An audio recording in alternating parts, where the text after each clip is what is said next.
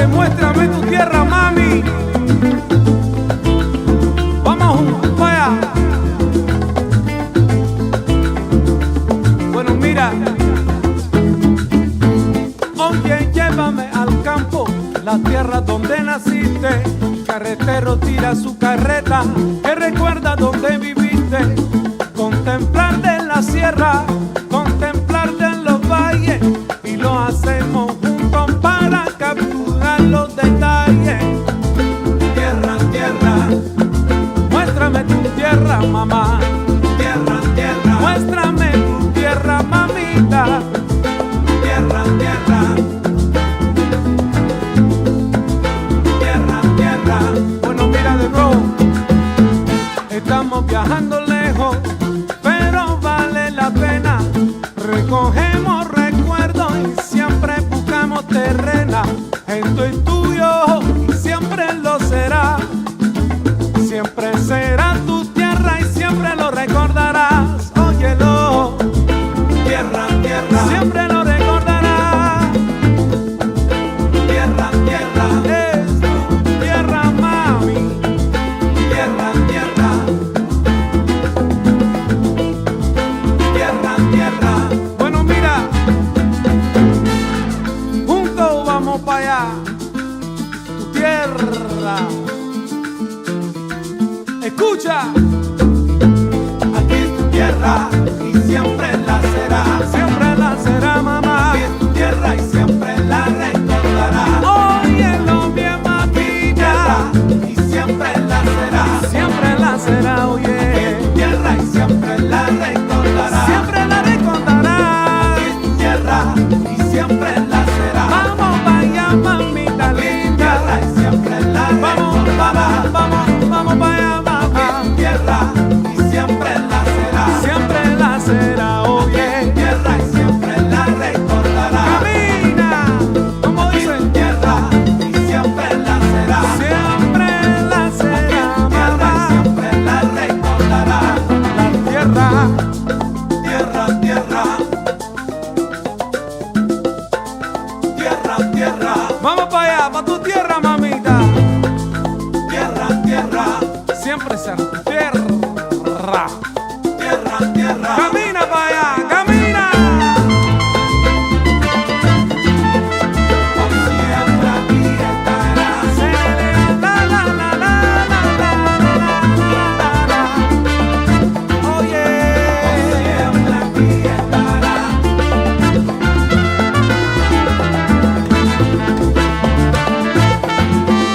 Por siempre aquí estará. Suena la trompeta ahí. Siempre aquí estará. Ay, qué rico.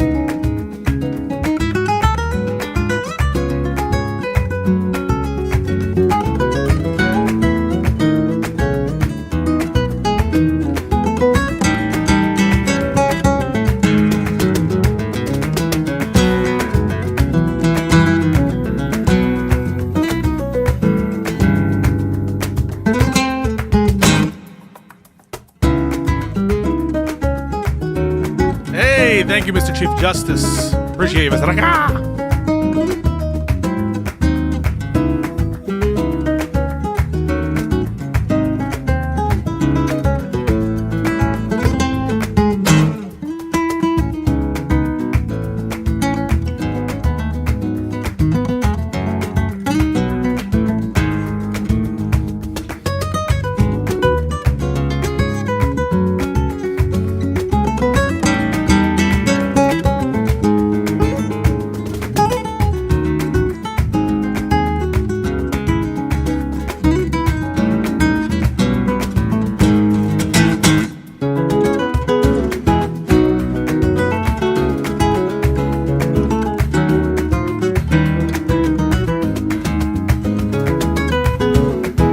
Oh shit.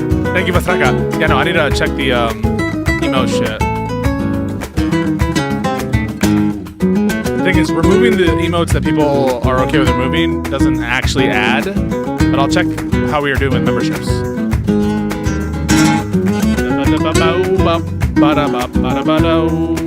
Alright, once I need to join the fucking thing. Wait a second.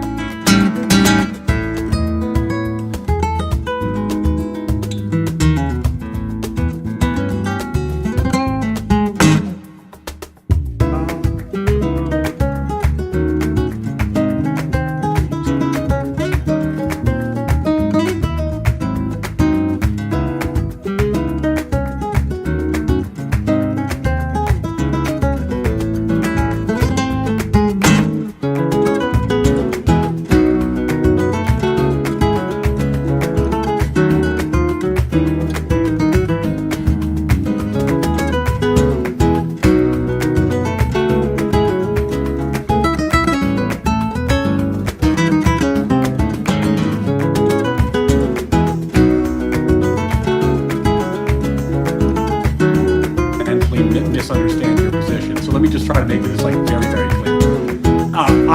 This is not my politics. If I put on your politics for a second, you're an anti-globalist and a non-interventionist, right? Correct. So you don't like intervention because you're a non-interventionist, and you don't like international law dictating what the U.S. does and doesn't do because you're not a globalist.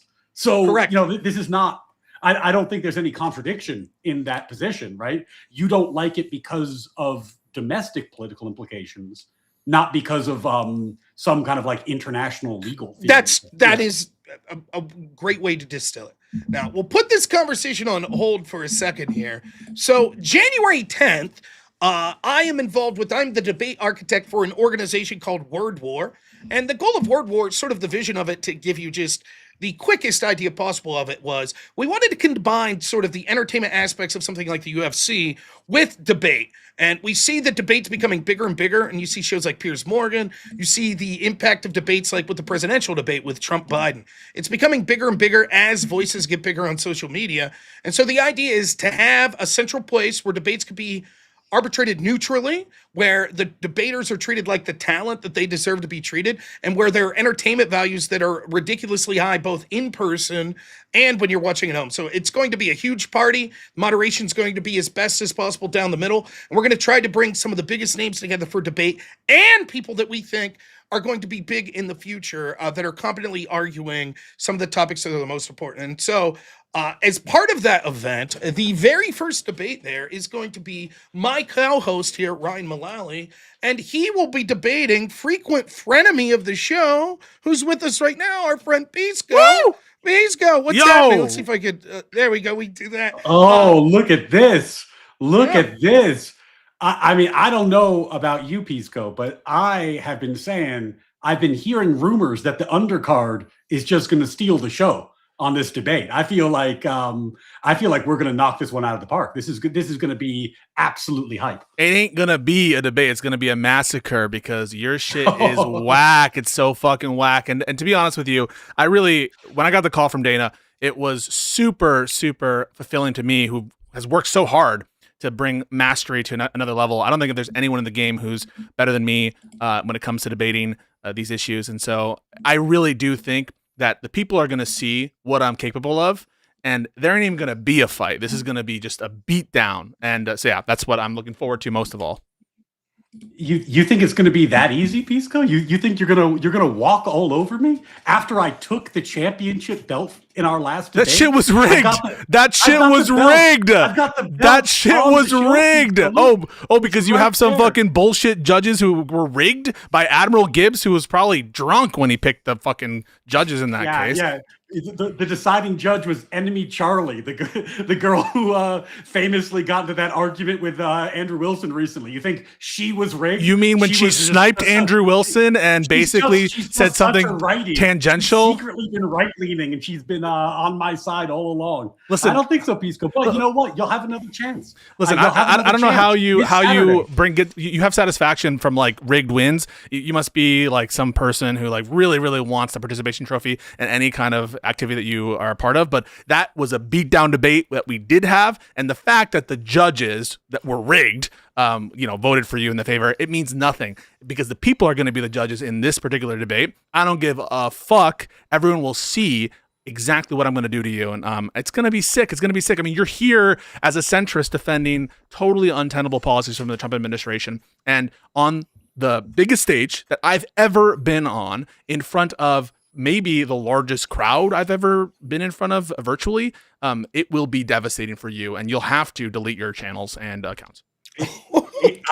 Pisco, I think you are going to look back at this moment with a lot of regret about the stuff you're saying right now. But we're going to have fun, buddy. It's going to be good. It's going to be really fun. Did you want me to bring this up? Is this something? Yeah, this would be great.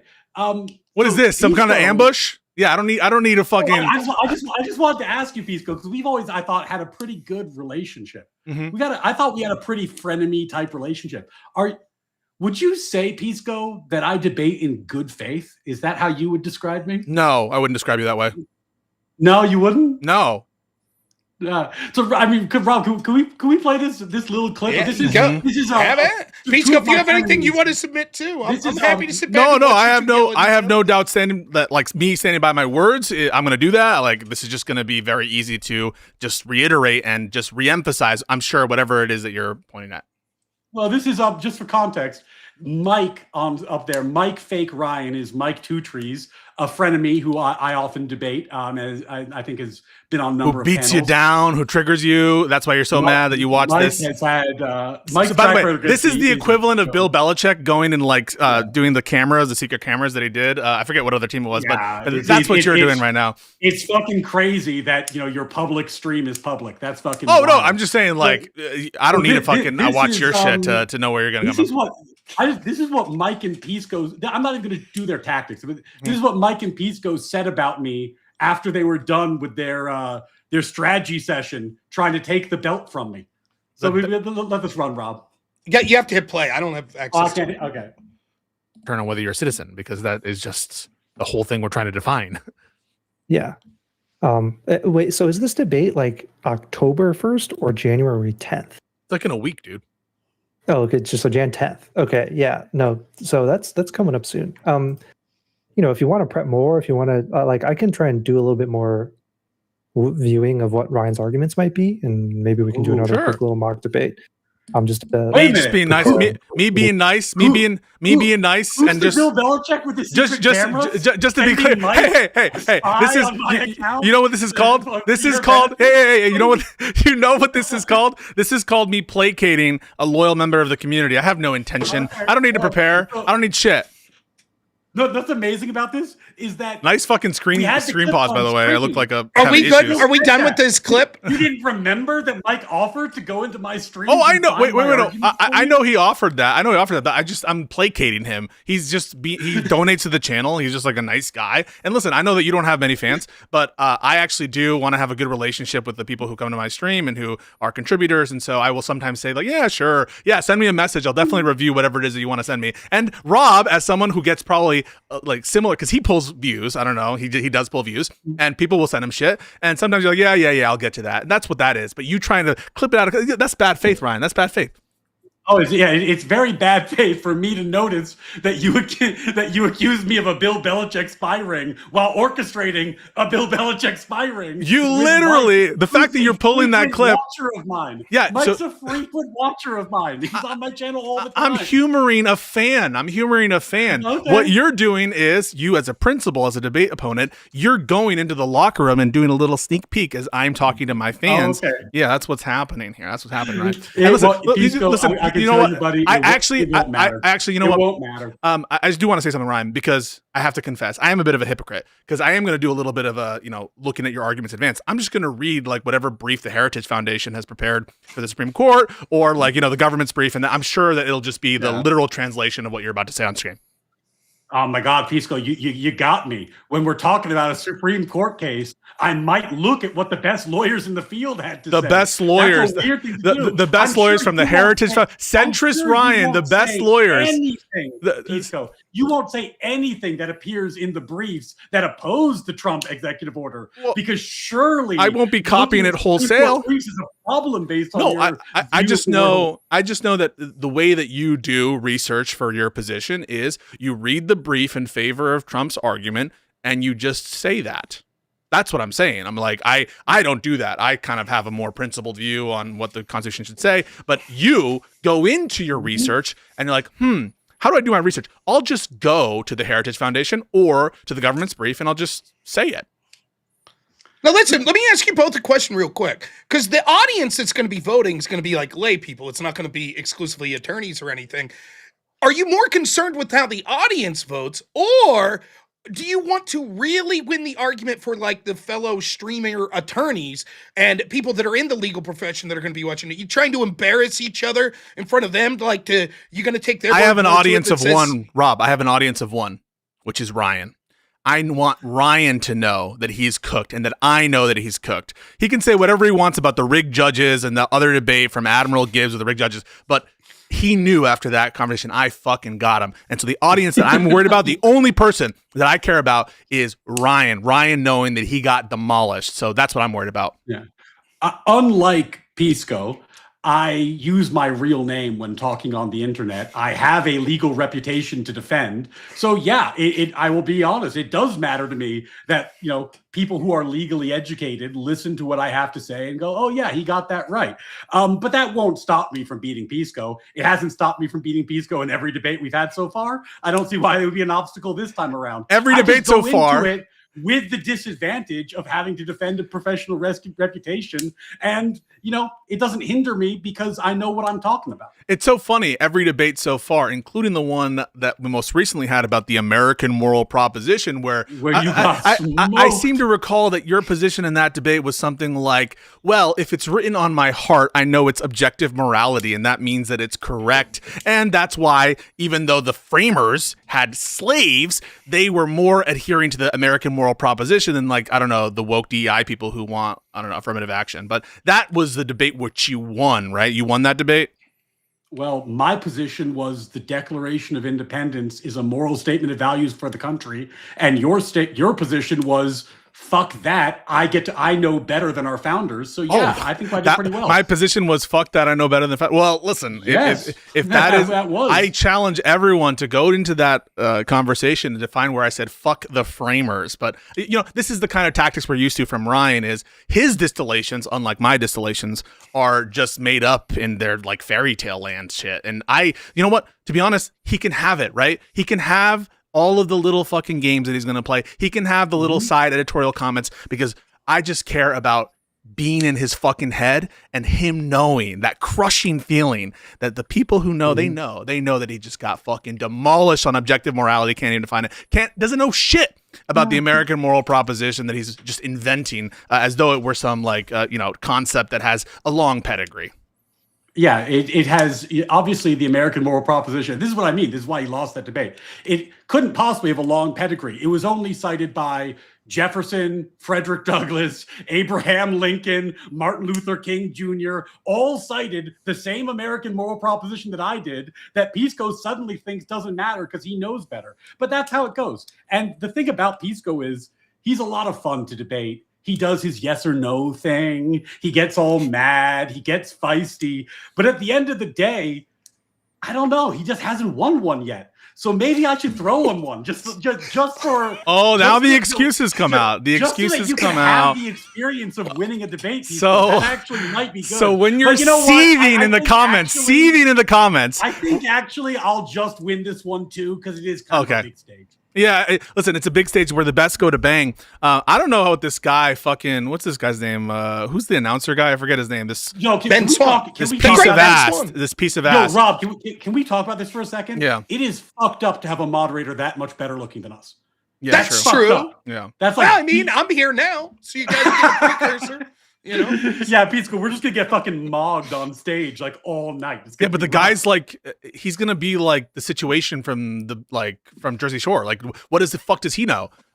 What the fuck does he know about any of these issues? It sounds like he's just like an actor or some kind of like news guy, or maybe he's a conservative. He's probably some fucking lunatic conservative. Well, he was- I'm gonna take the opposite. position. Ben I- Swan is a consummate professional, And a I- mainstream media person who's done tons of work in the field. Now, as far as moderation, it shouldn't matter to you all whether or not he understands the argument as much as that he could proffer a fair debate to give both sides a point of view. So I hope no one's planning on setting up any excuses. Well, the moderator. Oh, I'm not saying that. No, I want you to have all the advantages. I want you to. Unlike Pisco, I love the moderator. Listen. Good guy. In the analyst desk is not Sarah, who is the more liberal person, but I have critiqued her in recent, because of some of the debate performances. I was very nice to her most recent one, but I was kind of critical of the Tim Pool. So she might have an axe to grind. You have Gavin McInnes, who I met, and I kind of yelled at it, so he has an axe to grind. And then you have Sam Tripoli, who I guess he's neutral, but not really. And so I mean, he might prefer- have an axe to grind. He's a comedian, and so if you're not very funny, And I've talked a little shit. I told him that he sounds like an Arkham Asylum goon, and he sounds like, hey, yeah. So I'm fine with that. I want Ryan to have all the advantages, so that when the crushing defeat happens, yeah. I don't know Jared or Sam, but if you saw my last conversation with Not So Erudite, I think she probably has a bigger axe to grind with me than you. So maybe I would just say this. I would say that the last interaction I had with Erudite, who I'm actually working with in this, she said I have bigger breasts than her. So that's how that's gone between us. So she'll be a professional though. I know she'll be a professional. I trust Kyla to be a professional there. What I expect though is when Gavin McInnes and Sam Tripoli say Ryan cooked, Ryan's gonna be like, I won because the fucking very balanced analyst squad all agreed I won, and that will be very. The thing is, I don't care, Ryan. I give you Gavin McInnes. Saying Sam Tripoli can't be trusted? What are you saying? Sam Tripoli. You're saying Sam Tripoli can't be trusted to be fair? Sam Tripoli's so unhinged. He tried to like kill Red Bar. He tried to kill Mike Red Bar because he's so fucking unhinged. I mean, this comedian dude, like, this is part of Joe Rogan's, like, have you heard of the Joe Rogan Texas comedians here?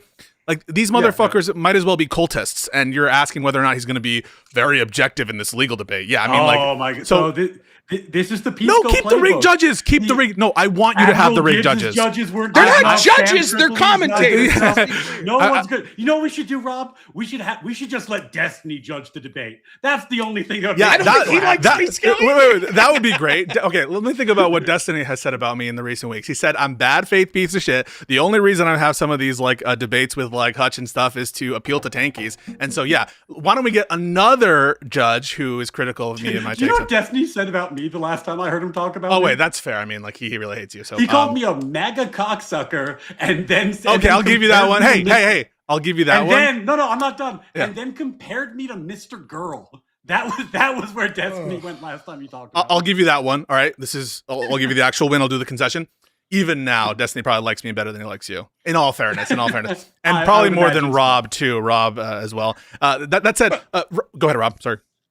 No, as a Pisco, I'm starting to see a pattern. It seems like people from both the left and the right have an axe to grind with you. What's going on? Well, it's because I'm a truth teller. I'm not just I don't just pander like Ryan does. All Ryan can do is like go under conservatives and be like, hey, man, these Democrats, am I right? And all he can do is learn to pander to like the MAGA because he wants to, like, I don't know, bring them into the fold of his budding cult regarding American moral position. In fairness, though, Ryan's just getting starting out streaming, so who knows? Maybe Sam and Gavin will hate him too. You never know. It's possible. There's always room for another feud. But I will say, Pisco, I think maybe I get along with not Destiny, but some people better because I don't interrupt them in the middle of small talk to ask them yes or no questions. This is how Pisco orders a bagel. It's like, I'd like a bagel. They're like, would you like butter on that? It's like, yes or no? Yes or no? I want a bagel. Yes or no? Tell me, is it a bagel? And then he's like, why do people think negative of me? I have great social skills. I interact with people like a sane human being. Yeah, interacting with people like a sane human being is what you do, Ryan, when you are perhaps the most arrogant fucking tight ass that's ever existed on the internet, and when you can't even concede the most basic propositions in your debates, such as what we had in the previous debate, where you couldn't even concede like literal words in front of you about the Declaration of Independence. So I'm sure that people find that very, find you very takeable. The thing you'll find, Pisco, is that I am happy to concede points when they warrant concession. The problem is you don't make a lot of points that warrant concession. Oh no! So there's a first time for everything, Pisco. Eventually you'll say something that is worth conceding to. But today's not that day. I don't know. So why do you enjoy debating with me so much, Ryan? If you think that I don't have anything of value to say, I'm setting you up. Unfortunately, Pisco, when it comes to legal topics, a lot of people on the internet don't know their ass from their goddamn elbow. And at least, and I will say this and give you your props, and this is why I'm excited about the debate, by the way. This is why I'm excited about the debate. As much fun as I have making fun of Pisco, I don't think there's anybody in the Twitch political space who knows the law from the left perspective better than you. Hey. No, seriously. I don't think there is anybody. So when I win, then you've hit the apex. You've hit the apex. Well, I'll give you your flowers as well, Ryan. You seem like a family man, a decent man, and your arguments. Let me think. Your arguments don't make me want to hang myself all the time. That said, I will suggest to you that one thing you maybe could do to prepare a little better for the next discussion that we have, for example, on the Trump immunity decision, is to do maybe like any background reading whatsoever on the substantive cases that Roberts is citing, instead of just adopting wholesale what the justices are saying in any case. So listen, I appreciate that is hysterical, because Pisco, I invite anybody, go listen. It's on my channel, it's on Pisco's channel. Go listen to the debate.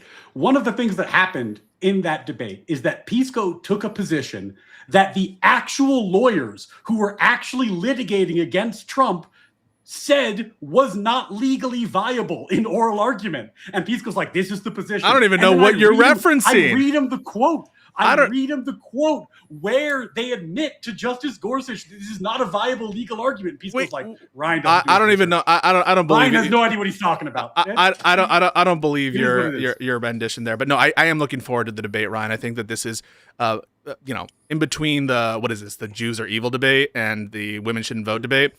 This, I think, will be perhaps the most exciting debate for the people who actually care about politics. That said, props to Anna Kasparian and Just Pearly Things. I mean, that's a huge debate, and I encourage everyone to watch each and every one of those bouts, even though I think that ours will be the best. Real quick, I just, all I have to add is this, I am heavily interested in legal debates. It seems crazy with all the streamers that are in sort of the legal sphere. It seems like you would assume there'd be far more online legal debates. So I'm hoping that this really gets the ball rolling, because there's a lot of very interesting voices out there in the legal sphere online on YouTube. And it's almost like they're in an isolated arena. They're not really debating. So I hope this gets the groundwork going for that and encourages people to I wonder why, because speaking of Destiny, did you see, Ryan, when this guy, the Law of Self-Defense, and then who's the other motherfucker? Good Logic showed up to discuss the strikes?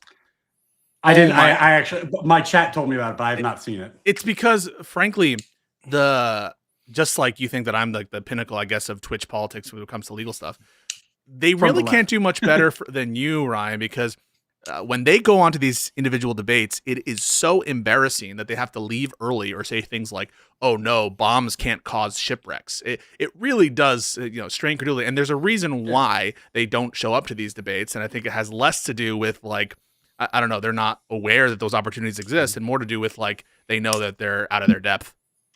Well, on the flip side, I debated immunity with Destiny 3 times. And in every conversation with Destiny started with, there's no constitutional basis for immunity. and And he was right. And he was right. And ended with admitting that there are certain areas where Congress has no power, which is, of course, not immunity. Which is, of course, not immunity. So you have this whole thing where words mean whatever you want them to mean. With Destiny, he started with there's no basis for this and ended up admitting the basis for it. The fact that his two fans are too stupid to put 2 and 2 together and realize it's that your false contention that immunity equals Congress not having authority over a domain. And the fact that you bandy that around as a win shows that you continue to stupidly conflate lack of legislative authority with immunity from criminal action. Yeah, because if Congress doesn't have the power to criminalize something, and it's specific to the president, they don't have the power to criminalize something as to the president, then the president is immune because Congress can't says make it you. illegal. Yeah, because you're just using a colloquial definition of immunity and trying to pass that off. I love Pico. You're just colloquially using the definition used by the Supreme Court. That's crazy. Literally not. The opinion that you cite, Amy Coney Barrett's opinion, has a sui generis definition of immunity mapping onto the majority in that case, and you have to deal with the argument in its strongest form, which is that immunity doctrine, right? Immunity as we mean it is something different than you mean it. So just get over the semantic hump, and you continuing. Let me just finish this point. People are so fucking stupid. Let me just finish this point. They think inability to be prosecuted is somehow different than immunity in some meaningful way in Pisco's mind. It is, and if you were good faith, you would listen to what people like Destiny and I say about the difference between immunity and lack of legislative authority, and you would actually deal with it on its merit. But instead, what you do is you play this semantic game, which we don't, and try to conflate the two concepts that your interlocutors are using as though we believe that they're conflated, and bandy that around like a win. That's bad faith. What you just did to Destiny is bad faith, because of course Destiny would grant that there are areas where there isn't legislative authority, but that doesn't mean that that's immunity on his view. And instead of using his view and adopting his frame to try to have it in its best form, you use bad faith and misconstrue what Destiny means in that concession and try to say that it's a win. Disgusting behavior. But let's look at what Pisco's saying for a second. Pisco's saying that I shouldn't call it immunity, but conceding that they don't have the power to make what the president did illegal. So they're different things. Let's not call it immunity. Let's call it a cup of coffee. No. The president has a cup of coffee, and that cup of coffee prevents him from being charged with these crimes or prosecuted. No, for but them. it doesn't, right? Okay, So the the big difference is that the difference in labeling also is a conceptual difference that bears on what the government is able to do. So the fact that there is a potential for there to be a room, not in the specific case, but just in general conceptually, where Congress can't legislate, doesn't mean that in the case at bar that they were in such an area as applied, and it would give the Department of Justice the ability to try to see and test whether or not their specific prosecution was in fact in one of those areas, as opposed to an immunity doctrine where, as we had in the actual case, we couldn't even decide whether it was in an area where Congress has no legislative authority, or et cetera, et cetera. It was just merely a blanket criminal saying that you're immune. Pisco somehow believes that if Congress has no power to make something illegal, that the courts should entertain cases about that subject matter. Congress has no power. They're not allowed to do it. That's your presumption. Wait. Congress has no power to do this. So there's probably hang on. Let's see how it goes. There's no contradiction there, Ryan. There's no contradiction at all. I have not conceded that Congress doesn't have legislative authority to prevent or to affect the president in the exercise of his. Can we play the tape back? Wasn't your point just a second ago that there was a difference between Congress lacking authority and immunity? No, wait. Implication being that no. So sneaky motherfucker. So no, I didn't. Just because I say that there is such thing as a possibility for a particular power or use of a power to be absent any kind of legislative authority doesn't mean that in the specific Jack Smith indictment that what happened there was one of those cases. So another bad faith tactic. Just because I grant the concept accept that there is such we a were thing. talking about immunity in general, Pisco. Not You with know respect, damn no, well no, no, what not we with were respect, talking not with respect to the specific Jack Smith indictment. I never once conceded that I thought Congress didn't have legislative authority in that specific area. I of course think they do. So let's pick an So area another where we bad both agree faith, they a lack bad power. faith bullshit. No. I want to test your theory because you're. Yeah, go for it. I haven't gotten into it. Go Let's for test it. the theory. The pardon power, where we both agree, surely Congress has no power to regulate, right? Not in every respect. No, I think with respect to, for example, bribery schemes where pardons are at the center of what's going on, Congress can regulate pardons. Congress can regulate pardons insofar as include as part of a potential criminal indictment for bribery the official act of a pardon as part of the scope of what's going on there. So no, I don't grant that Congress can in no respect But affect. Congress could not pass a law that says the president cannot do pardons on Wednesday. Yeah, so as such, that law, I think they would be without. And if they passed such a law and somebody tried to prosecute the president for it, that law could not be applied to the president. Correct. That law specifically, on its face, would be unconstitutional. And but would he be that's not immune true. because that's not immunity. No, because that's not immunity. No, because it's not immunity. Okay, I answered that. Wait. I didn't answer it. No, because it's not immunity. I don't give a fuck if you call it immunity, call it a cup of coffee. Yeah, but there's a difference. That's the point. Yeah, but there's a difference. Yeah, but there's a difference. Yeah, but there's a difference. Have a situation where Congress lacks the power to make something criminal. That's not immunity. Find the definition of immunity. So what Ryan can't do. Illegal. What Ryan can't do is provide you a definition of immunity that contains that. He can't do it. He can't go to Black's Law Dictionary. He can't go to the common law definition of immunity and say that anytime there's a separation of powers challenge that invalidates a particular law or a particular action, that constitutes immunity. It's preposterous because it's not the definition of immunity. It's the sui generis version of immunity that was used by the Supreme Court, in which he's conflating with normal separation of powers challenges. It's a distinction without a difference that Pisco makes a mountain out of. I am telling you that there's a difference.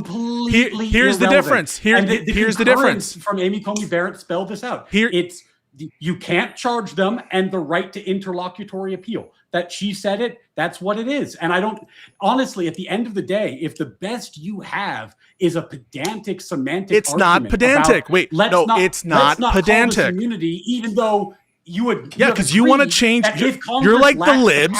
You're like the fucking woke libs. You're like the woke libs. Like, oh, let's have gender mean anything we want. Let's have these other fucking concepts mean anything we want. So you have no way to actually cite a definition of immunity that backs up your point. And it's not just a pedantic semantic difference. The difference is huge because in the one case, the court is actually going to inquire as to the legality of the underlying conduct or the law in question, which wasn't done in this case. What happened in this case is we're not looking at the relative, viability of Congress legislated in this domain. All we look to is whether or not the actions pertain to things within the president's core exclusive authority. And so rather than make a judgment about whether Trump did what he did was legal or whether Congress could, if it wanted to, regulate that conduct, they passed the buck and said, we're not even going to look at that. That's a massive, massive difference, which Ryan wants to, of course, evade because he knows he's wrong on it. Into whether it is in the president's preclusive and exclusive powers is the inquiry into whether Congress had the right to regulate there. No, because if it's it's not.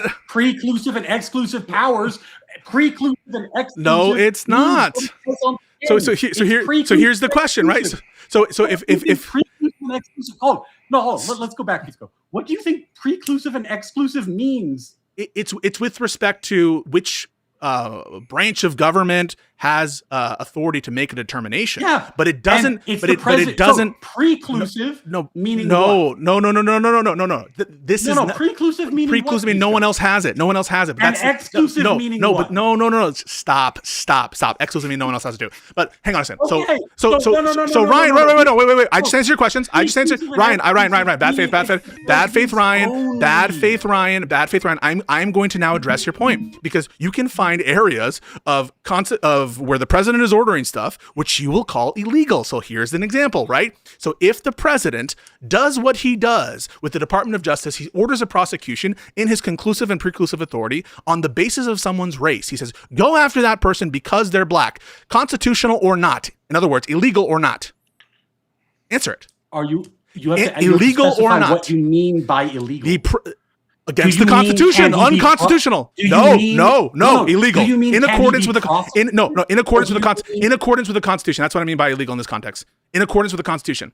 Would it be in accordance with the Constitution for the president to order the Department of Justice to prosecute someone on the basis of the race? Answer the question. Answer the fucking question. Answer the question. Answer the question. Answer the question. Answer it. This is why no one Yes likes or no, you, yes or no, Pisco. yes or no, yes or no, yes or no, yes or no, yes or no, yes or no, yes or no, yes or no. Would it be constitutional? Yes or no. Would it be constitutional? Would it be constitutional? Would it be constitutional? Would it be constitutional? Would it be constitutional?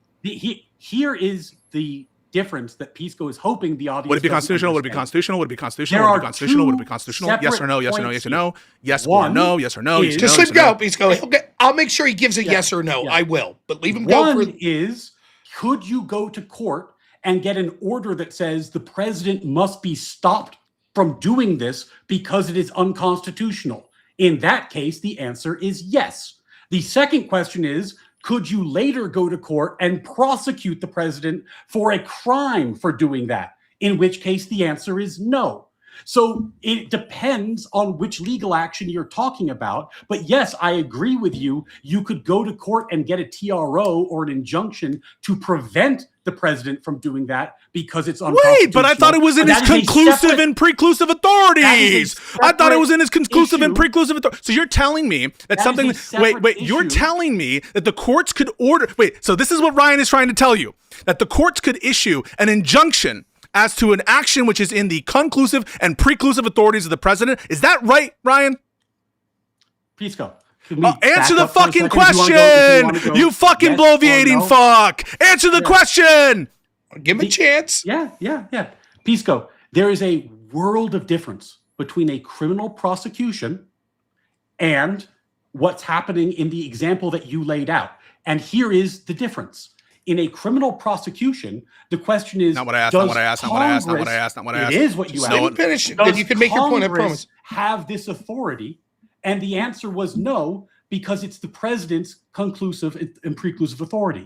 The question you're asking now is whether the Constitution as a whole has been violated, which is a different question. So because you're asking different questions, you get different answers. Okay, give Pisco a chance. Go ahead. Okay, so the question is very simple.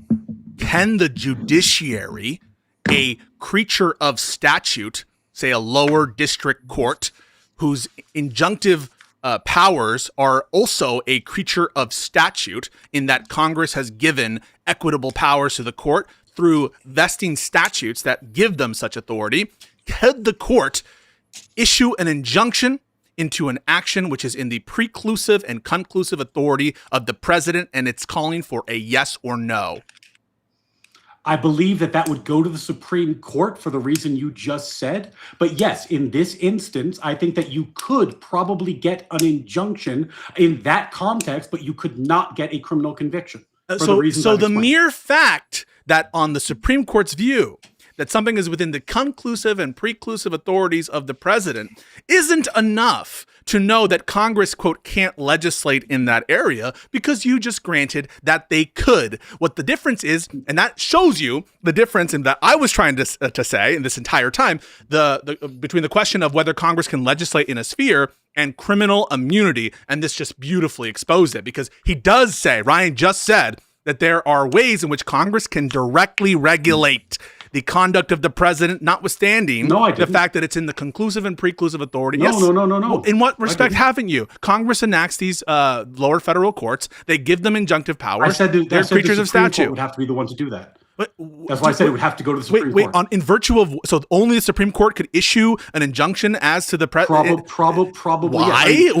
What's the basis of that claim? What's the because the Supreme Court is created by the Constitution, not by statute. No, but the vesting clause of Article 3 says the judicial power of the United States shall be vested in one Supreme Court and in such inferior courts as Congress may from time to time ordain and establish. Stop. I'm not done. The judicial power is vested both in one Supreme Court and in such inferior courts as Congress may from time to time ordain and establish. That is where the judicial power lies. And so what is the basis to say that the Supreme Court is the only body just because you invented if it's established by the Constitution, they're the only ones who can do it rule? Where is that? That's just, you just made that up. when you have a clash of constitutional issues of this dimension, it's going, like, obviously it's going to start in the lower courts. It's going to work its way up. I think the argument you raised is one that would be raised and would be litigated. It ultimately would go to the Supreme Court, who would decide the issue. And because the Supreme Court decides the issue's off the table. It's not, I don't think it's actually that complicated. Sorry, the question is only why you think that there's a distinction between which court can order the injunction, the Supreme Court or any such lower inferior court that Congress may from time to time ordain and establish. And it sounded like you're saying only the Supreme Court can issue an injunction in these cases. But the question is, why? Because you were raising earlier, Pisco, a separation of powers argument.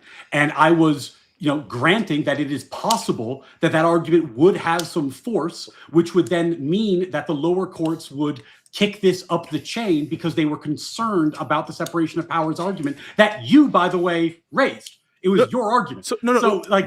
This is, to me, it's just a ramble. Like, the whole point of me issuing this hypothetical was to show you that, yes, Congress can establish rules in areas of equitable power for courts in which the courts or Congress directly through their various different decisions can affect and by extension regulate the conduct of the president exercising his conclusive and preclusive authorities. What would be the statute that was regulating the president's conduct in that example? Yeah, so we are establishing the inferior courts. Yeah, so for example, the Judiciary Act. The Judiciary Act of 17. The Judiciary Act. The Judiciary. I'm answering you directly, so you can't.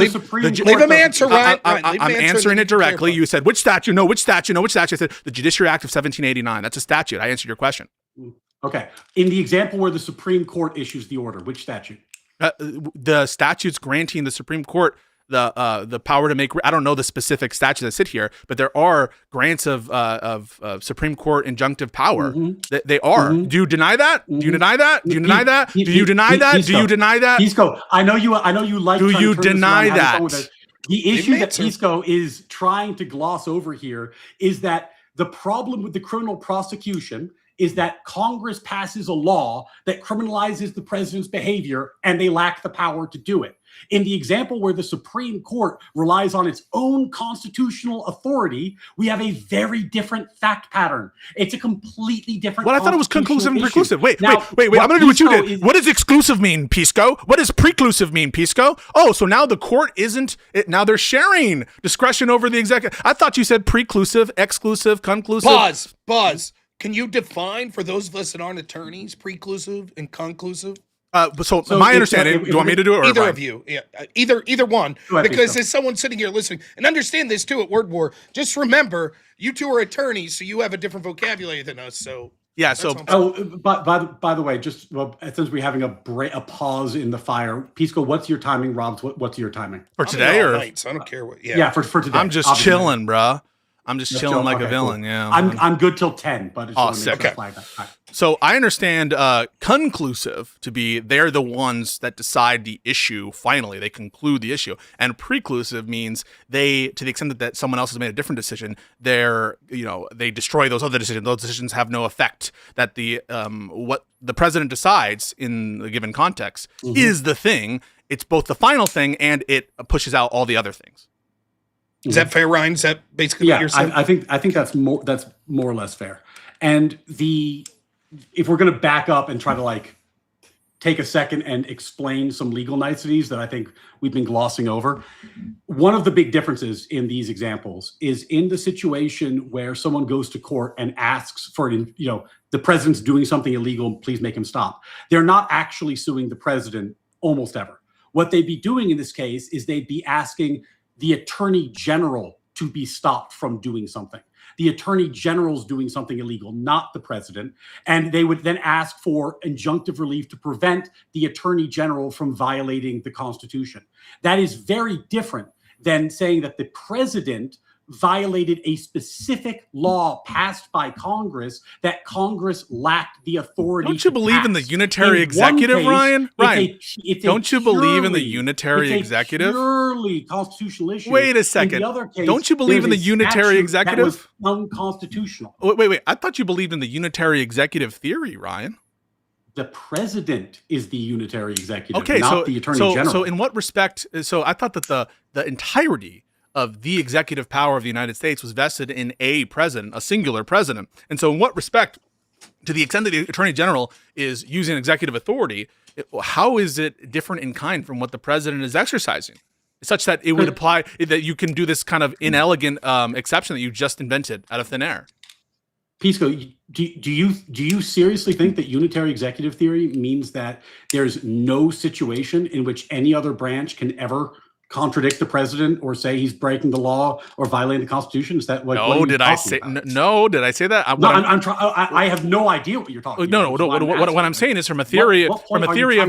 So it sounds like you're suggesting that when the attorney general exercises executive authority, they're not executing authority that's vested in the president. They're not executing all the authority. No. Is there any part of what they're exercising that isn't ultimately derived from the president's executive vesting clause? The attorney general, unlikely. It's probably executive function. Depends on the fact. You understand the issue here, right? Once you're okay with subdividing the executive power into lower branch officials and saying, oh, well, this proximity away from the president means that, we can start, having congressional input in what's happening. You're really now scraping the bottom of the barrel of what this immunity decision is going to look like. So now, as long as we tailor the statutes to be like sort of targeted towards the lower executive branch officials, we can absolutely regulate the president's conduct just through those lower branch officials. Okay, the president ordering an investigation, that can't be criminally touched, but the attorney general executing what the president is saying from a determination that they just issued like an order to the attorney general, we can go after the attorney general. And so by subdividing the executive power, you're making a hash out of the doctrine. The doctrine doesn't make any sense. You're changing the hypothetical. The hypothetical we were discussing is, could someone go to court and get a court order that says, you, attorney general, are violating the Constitution because you are violating the Equal Protection Clause or some other constitutional provision. Therefore, you are directed to stop. Who is this court to say? The president ordered. The president ordered this. Let me finish the thought. That is entirely different than whether or not Congress can pass a law that would do something, and whether or not that someone can be prosecuted to that. The whole government is, of course, governed by the Constitution. I'm not sure why. This issue comes up because Congress was using a power that it doesn't have in the criminal prosecution context. Who is this court? Wait, if the president orders the attorney general to initiate an investigation, who is this court to order the attorney general not to follow the exclusive and preclusive and conclusive authorities of the president? This court gets to tell the attorney general, don't listen to the president? Is that what you're telling me, Ryan? Let's say. Answer that first, and then you can explain. No, I'm going to take the example and take it to the extreme so we can understand what I'm talking about. Yeah. Let's say the president ordered the attorney general or a general in the military to commit treason. They said, okay, you know what? We would like you, attorney general, to commit treason against the United States.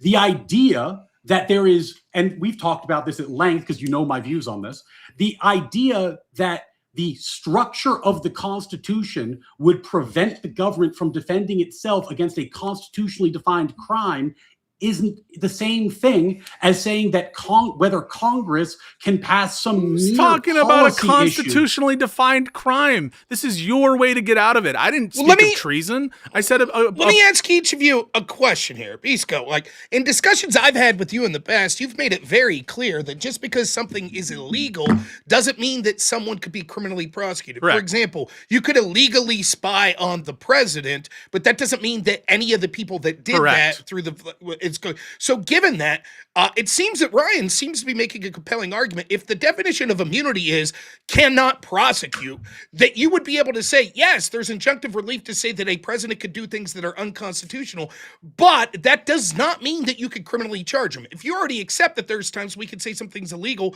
but it doesn't result in criminal prosecution, why would that be different here? Rob, it's a beautiful rendition of what you just said. I agree with almost like entirely, that there is a difference between immunity from criminal prosecution and saying that Congress can't legislate in a given area. That's what I've been trying to say, Rob. The whole time I'm trying to say that when Ryan claims by virtue of the fact that Congress can't legislate in a given place, that equals criminal immunity, that you just explained why that's not the case. Because just because you can't indict a president over something doesn't mean that Congress can't legislate with respect to it. And so they're not the same thing. And so when he accuses Destiny of conceding this major win to him just by intentionally misunderstanding what Destiny was saying, it obviously is a bad faith move. And he knows it. That's why he's smiling. So beautiful, Rob. You just explained it. Yes.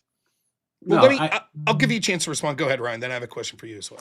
No, I mean, I think, as we're running up on the end here, like, I think that the issue here is so simple that it would take a lawyer to overcomplicate it.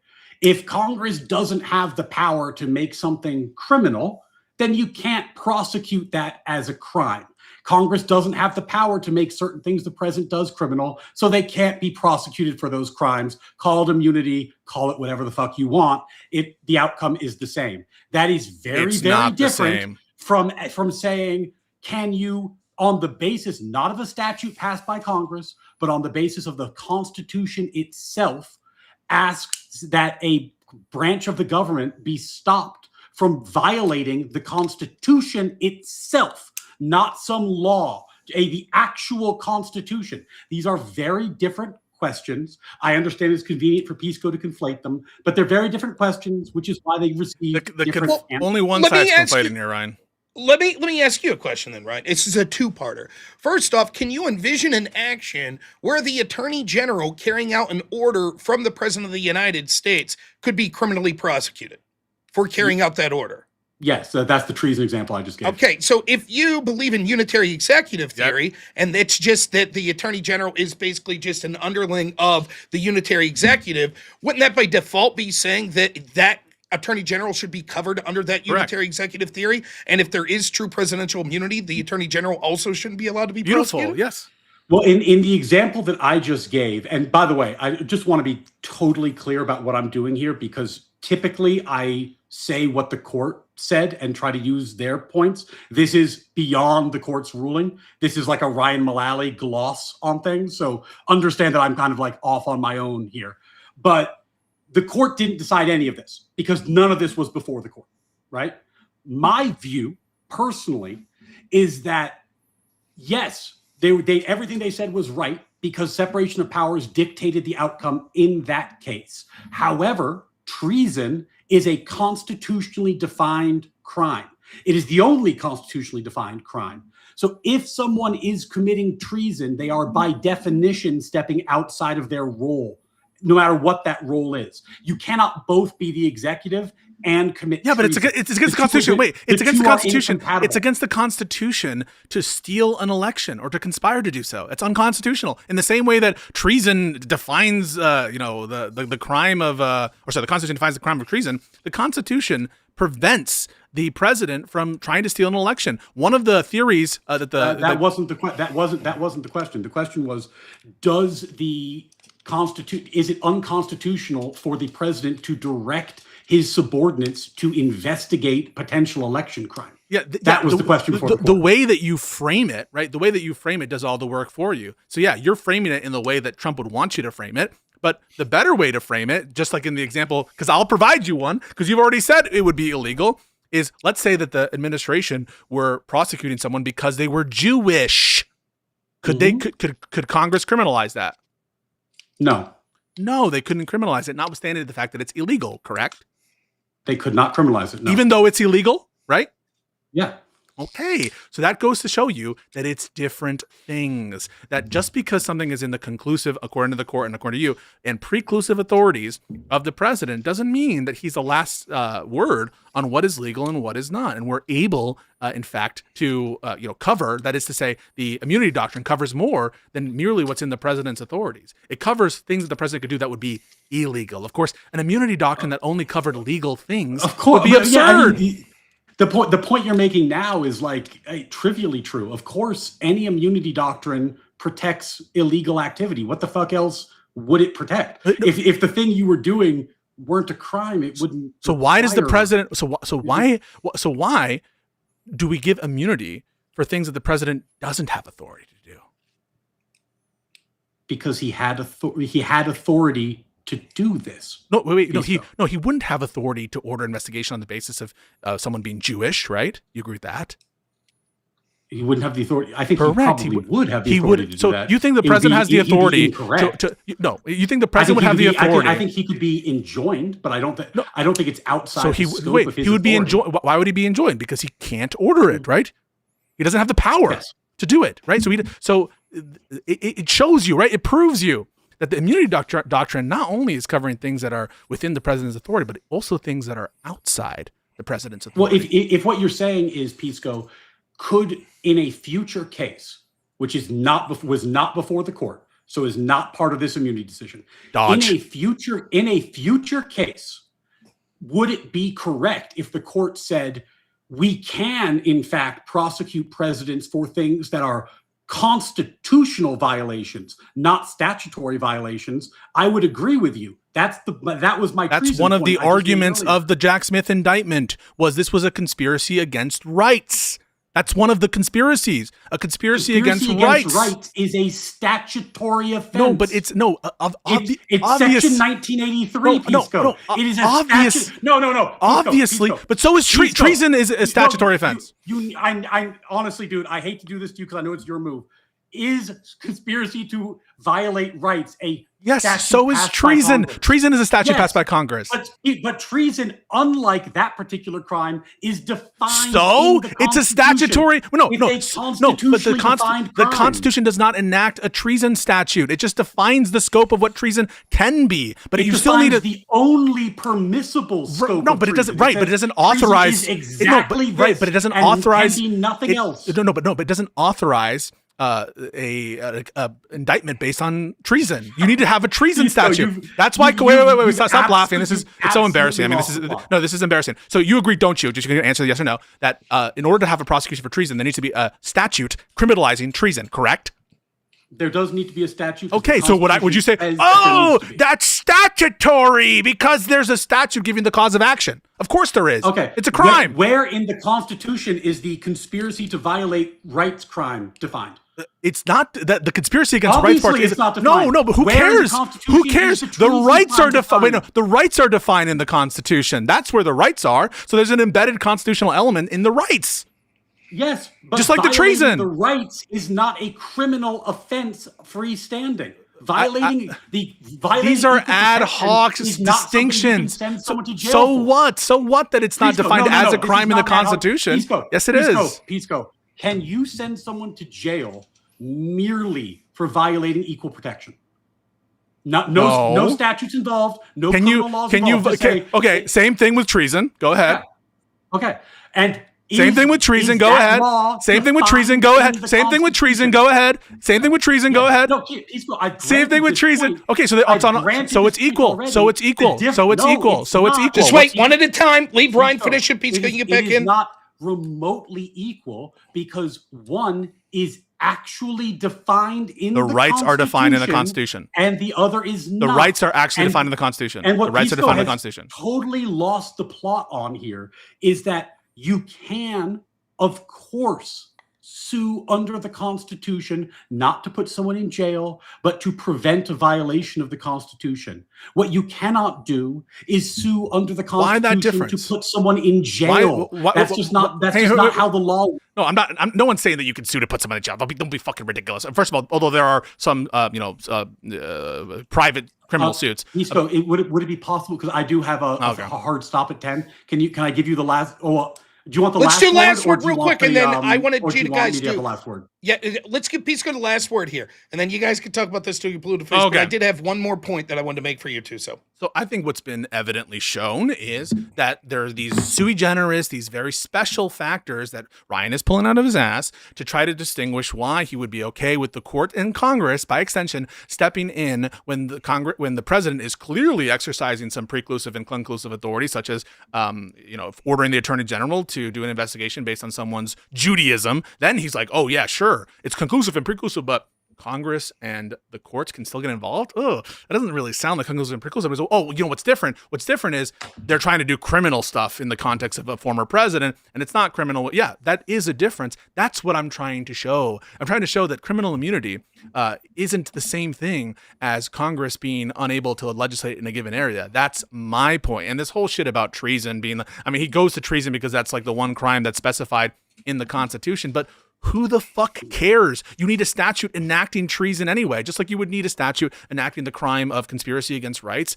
There are constitutional definitions embedded in both of those statutes, but not perfectly. You know, the treason statute passed by Congress also clarifies the punishment for treason. And so there's essential elements missing from any kind of treason prosecution that would need to be filled in with the statute from Congress. And so on all fours, this is just made up nonsense. The unitary executive thing falls on its face. Even Rob recognized the blatant contradiction in what he was saying, and Ryan struggled to distinguish.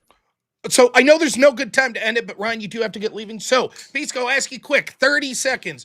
What does this interaction show you for what to expect January 10th at Word War? First debate there. What do you expect? Any new thoughts based on this interaction? What do you think your prediction for that event's going to be? It shows that it's going to be a one-sided affair, that Ryan doesn't have a first clue how his whole theory of law pieces together. And just like he failed on Trump immunity, he's going to fail on birthright citizenship. He read the heritage brief, I'm sure. He read the fucking government brief. And that's what we can come to expect. What you can expect from me are hard-hitting questions that make him. I don't care about the MAGA audience that's there. I don't care about the biased and rigged judges that he'll probably put in there. The only thing that matters commentators, sorry. The only thing that matters is between him and I, he's going to know, just like he knew tonight, that he's completely cooked. Ryan, same question. You've had yet another interaction here with Pisco. Like, what's this give you to predict what will be happening January 10th at Word War? I feel great. I feel like the audience is going to understand the sort of pedantic semantic distinctions that Pisco draws don't fucking mean much. This is why he consistently loses debates to me, and it's why he'll lose the next one to me as well. Because at the end of the day, I'm going to be able to string together a persuasive case for my position. And I think the audience is going to be moved by it. I think the color commentators are going to be moved by it. The people at home are going to be moved by it. And the legal community is going to be moved by it. And we'll see what happens on the 10th in Atlantic City, live on the big stage before the bright lights. So you can go to wordwardebate.com and you can still get tickets. There's 3 categories of tickets. The base level tickets. His picture is just like how villainous. They made me look like some kind of ethnic person. I don't know what's going on there. They Mamdani'd me. A certain audience will like it. So, no, tickets still available. You can get anywhere from $50 a base level ticket, which is about as cheap as you could get for an 8-hour event. $200 and some change is the VIP ticket where you'll get to hang out. Ryan, Pisco, both of you hang out in the VIP room if people want to like ask you some questions after the debate. Is that something you'd both be doing? Hell yeah, I'm down. Absolutely. And by the way, I just think the idea that you could buy a VIP ticket and speak to the people who are never been done before, either for or against your position, and like see what their worldview is and ask them questions and meet them in real time. Buy them a drink. You could buy. It's never been done. It's never been done. Honestly, that's the secret sauce of this business model. So I encourage people to do it. I think it's a really good idea. And for your audiences that are watching now or anyone else that's watching this, I do think that at Word War Debates YouTube channel, X channel, Rumble channel, and Play TV channels, all of this will be broadcast for free. So you can check it out in all of those channels. I think it's going to be an amazing debate. Seeing as how I know both of you, this is probably my favorite debate I'm looking forward to. So I think it's going to be a great way to kick it off. And I do thank both of you. I think it's going to be highly entertaining. So thank you both for coming on tonight. And thank you for participating there January 10th. So yeah, thank you. Sorry, Rob, I do have to run, but no problem. Rob, always a pleasure seeing you. Pisco, I'll see you on the hardwood, buddy. See you later, brother. I'm going to bow it as well, but thank you so much, Rob. And thank you, Ryan. Talk soon. Okay. Thanks, both of you. Have a good evening, guys. Yeah, take it easy. Well. Shit. How you boys doing? How's everybody doing? Everyone good? Everyone chill? Everyone chill? Entire worldviews? Everything's good? God damn. God damn. When even Rob is like, shit, this don't make any sense. I mean, in both questions, he totally understood my point. And the one he asked me, I'm like, yeah, that's my point. Criminal immunity is different than Congress not having authority to regulate over a given area. They're different concepts. So yeah, I'm totally looking forward to that. Yeah, totally looking forward to that. What up, folks? I appreciate everyone's support, continuing support for everything. Yeah, I know. I like it when he closes his eyes like, oh, what Pisco's trying to do here? I'm like, fuck. I'm ready. Seen mess up at the end with treason. Yeah, no, he has this like view that if something is treason, it's carved out of the immunity doctrine. I'm like, Where are you getting that? Like he comes at me, he's like, oh, this wasn't literally decided in the immunity doctrine. And then he comes out with like, I think that immunity doctrine doesn't cover treasonous acts. I'm like, where are you getting that? And it just like made up nonsense bullshit. It's like, well, it's different because there's a statute involved in no shit. Every crime needs to be enacted by Congress. It's not, even the treason definition in the Constitution isn't self-executed. You need to like define it. You need to give authority for someone to enforce it. You need to like set out the punishment for it. It's just a bunch of nonsense. You should crash the Anna-Kasparian debate like, oh, nah. Is everyone okay? Should I have been nicer to Ryan? I know he couldn't back out. I know Rob is like, yeah, you shouldn't be able to tell an attorney general you can't go after a Jewish person because they're Jewish. There's something about, I think I'm going to change all my hypotheticals where it's like going after a black person because they're black to going after a Jewish person because they're Jewish. There's just something about that like really makes them uncomfortable. I don't know why it's not operative for the black hypotheticals, but I think from now on I'm just going to do like the religion clause stuff and going after a Jew because they're Jewish. Like that, there's something about that just really cuts to their heart. Should have been meaner. Yes, someone soapbox says yes, be nicer. There's just something that we're like, oh, hey, no anti-Semitism. By the way, I don't want no anti-Semitism. We are against anti-Semitism, and if you do that shit, you will be banned.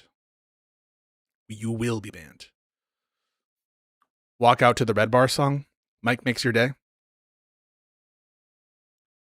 I said Red Bar's watching last time I was on Tim Pool with Gavin McInnes, but they cut it out of the final cut. Switch up the glasses. Yeah, no, I'll have different glasses. Come on. No, that wasn't the real debate. That was just like a teaser for a debate we've already done, which I've won every single time. It really makes you feel like Spider-Man. MAGA has the fear of being anti-Semitic drilled into them from Israel. Is this a lefty meme right here? It's lefty memes. By the way, folks, you will be banned if you're a lefty automatically. Just kidding.